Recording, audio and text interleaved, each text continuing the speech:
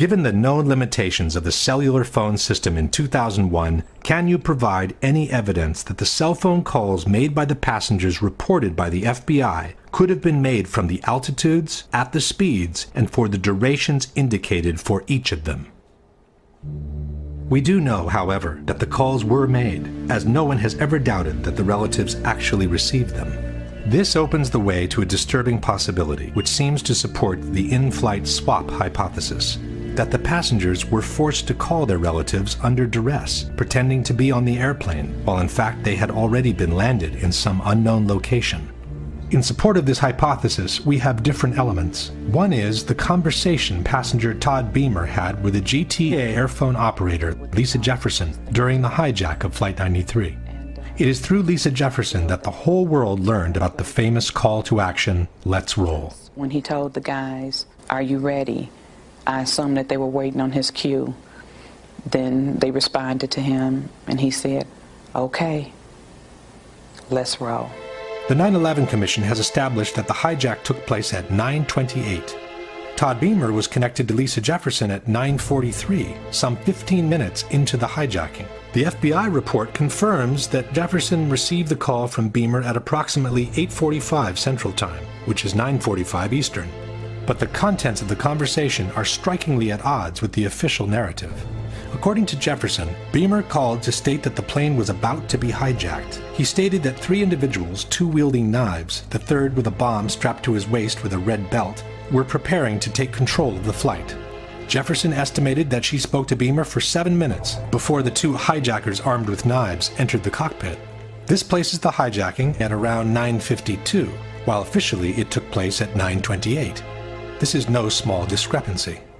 How could Beamer be describing events that are supposed to be happening in front of his eyes, when in fact they had already happened half an hour before?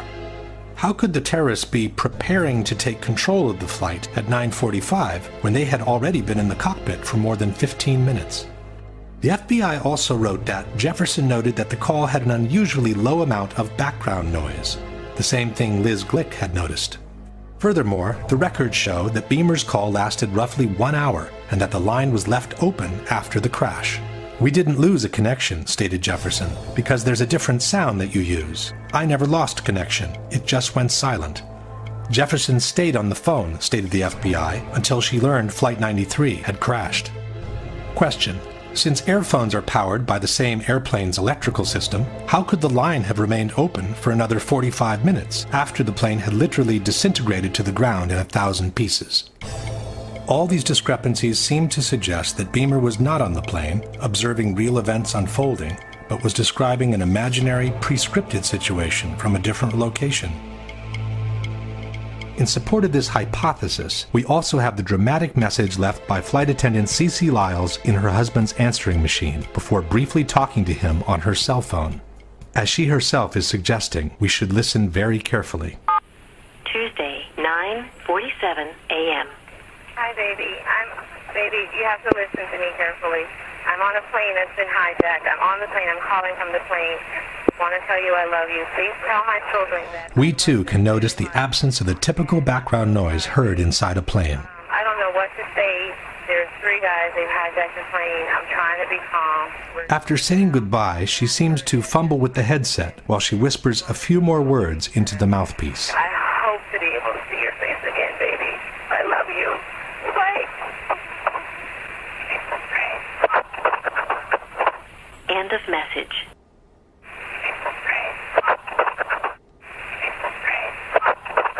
Even by playing the segment several times, it remains difficult to hear anything different from the words, "It's a frame."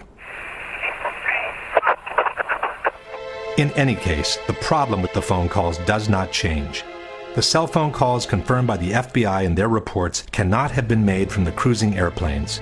Someone has to explain where they came from.